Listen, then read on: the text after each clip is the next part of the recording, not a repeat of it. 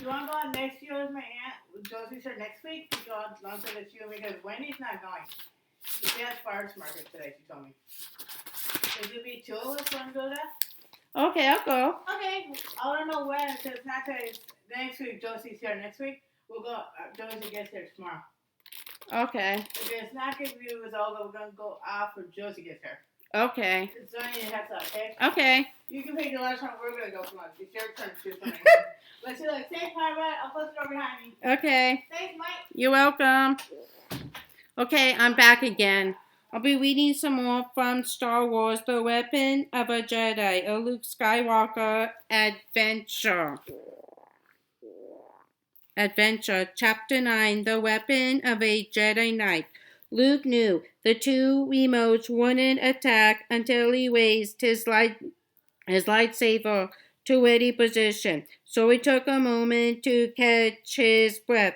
Then he nodded and lifted his arms.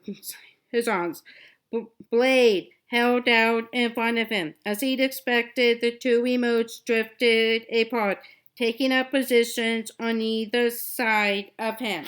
One after another, they darted in, forcing him to reorient his defenses.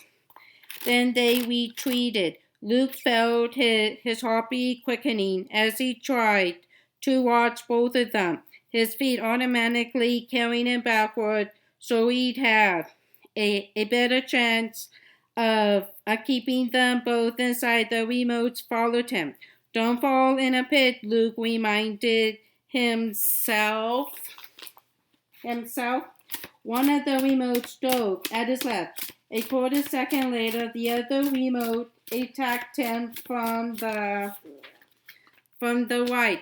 Luke had expected that and brought his saber, sweeping around in an overhead arc, the blade intersecting the laser blast, which was when the other remote hit him in the seat of his pants. Ow! Luke complained, fighting the urge to rub the spot as the remotes retreated.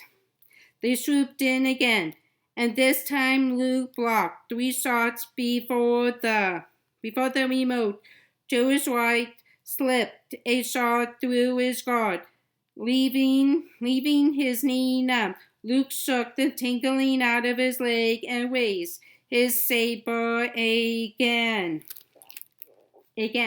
He was so busy worrying about how to tell the difference between an attack and an FEINT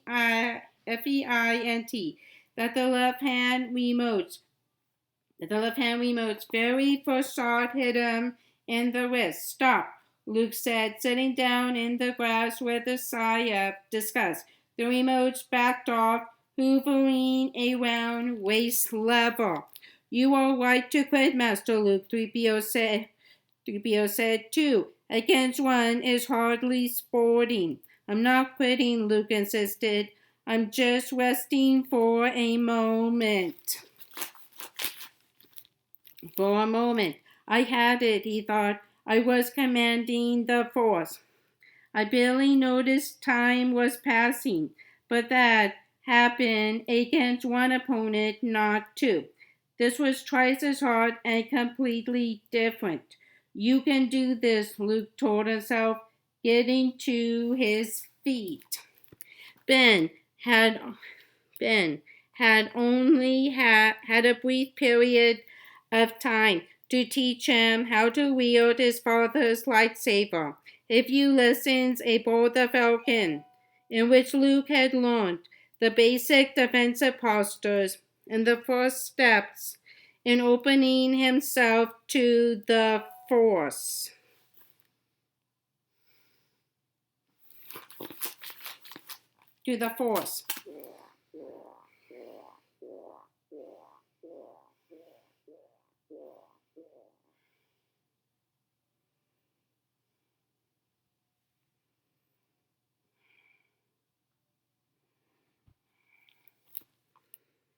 Himself to the Force. But since then, he practiced the footwork more times than he could count, striving to recall every moment of the time he had with his teacher.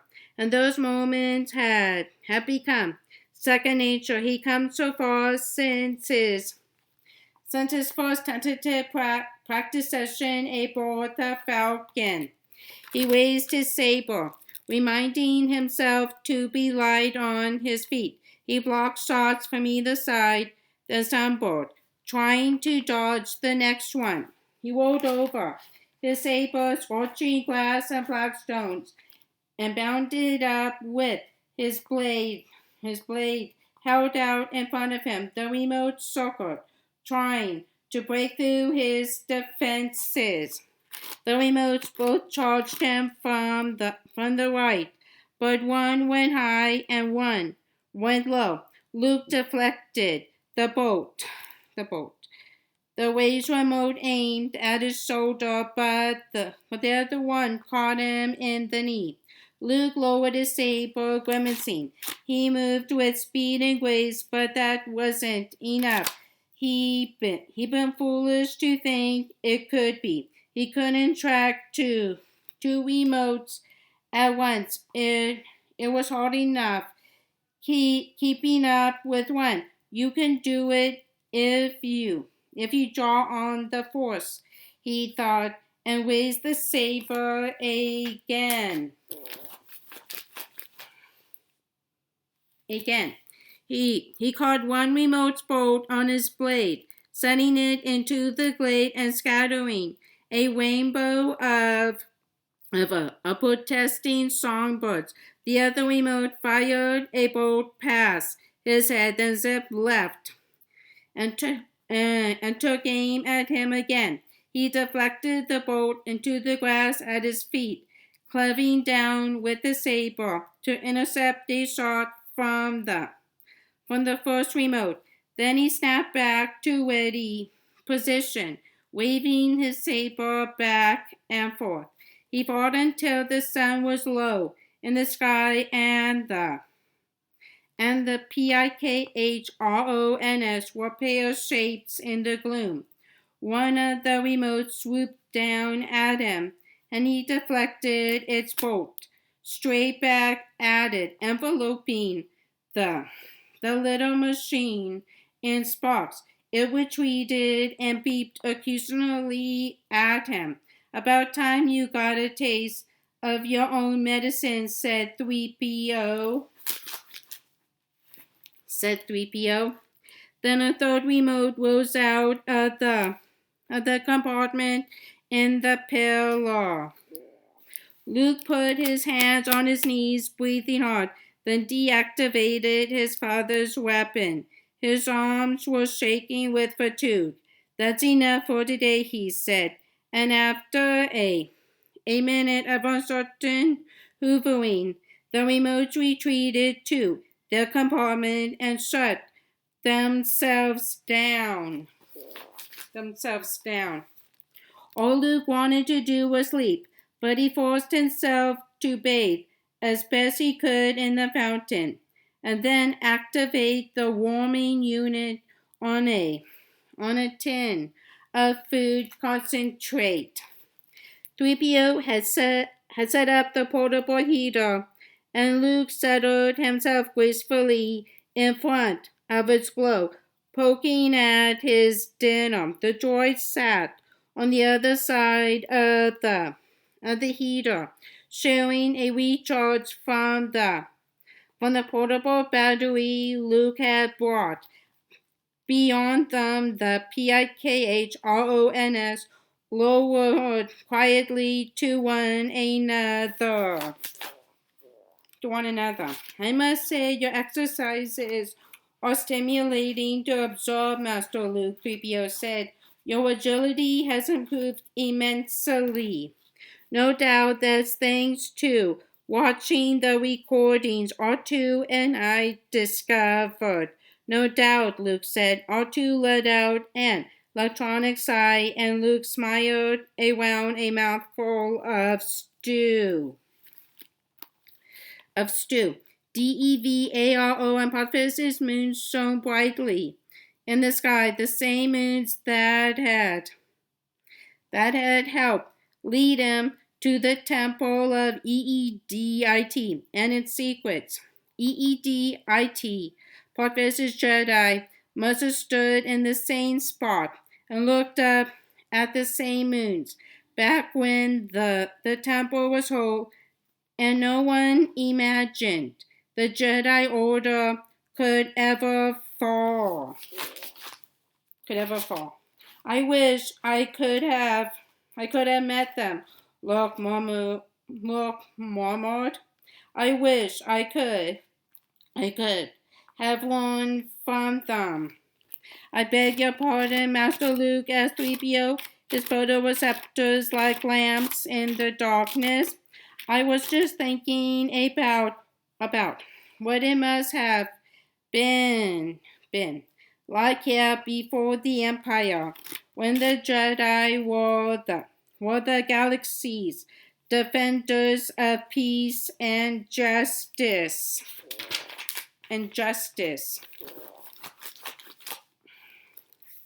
R2 hooted mournfully, but for once 3PO thought it best to remain silent as he stared into the glowing heater. Luke suddenly felt very alone. His lightsaber was all that was left of his father and possibly of the Jedi Order he served. He was piecing together his own training from disembodied voices, vague hunches, and equipment scavenged from ruins.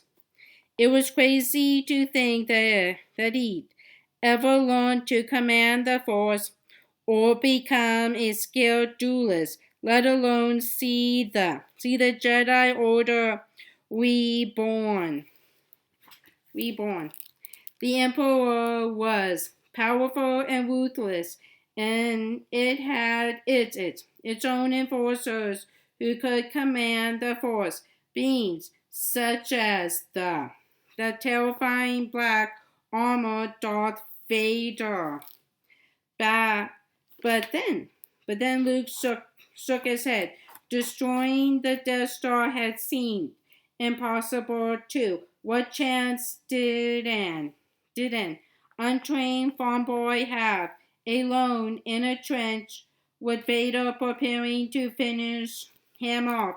Yet Luke had succeeded, turning the Empire's greatest weapon into space dust. He'd done so with help from his friends and by trusting the Force.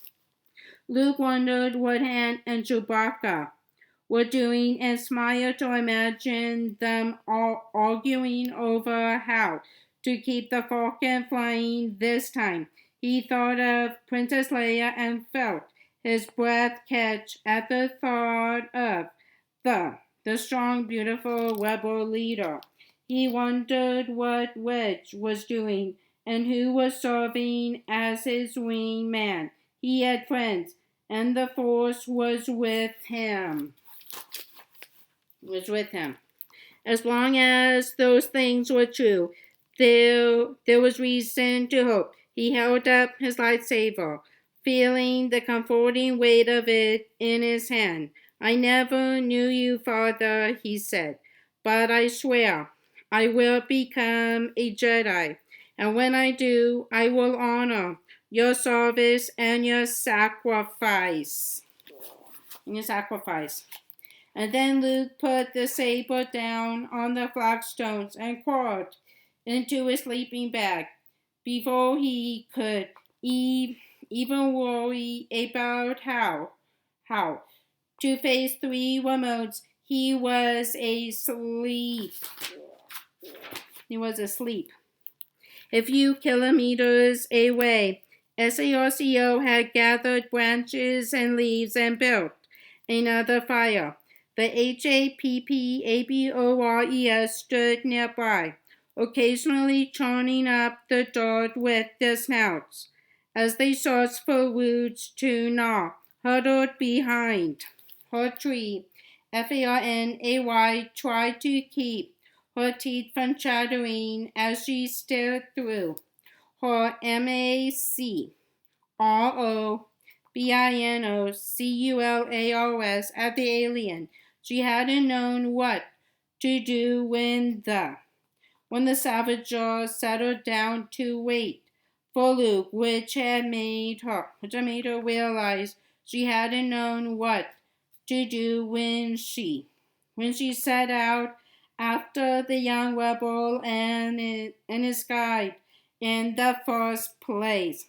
She'd been too worried about Luke to wait in TIKAROO for the scavenger to return and claim he'd fallen off a cliff or been gored by a PIKHRON bull or some tale that no one would ever be able to prove was a lie. But it was clear that the scavenger wasn't going anywhere, and she couldn't afford to spy on him any longer. She was out of food and hadn't brought supplies for an extended trip into the jungle. Dad will know what to do, she thought, then swallowed. He'd be angry with her, of course. Her comm link was filled with messages asking her where she was, which she'd acknowledged by quickly informing him she was fine. He'd be angry with her, but he'd also know the best way to help Luke. FARNAY slipped away from the tree, wincing at each crinkle and crack of dry leaves beneath her feet. She shushed her pack beast. He was hungry too, and led him in the direction of the jungle path and home.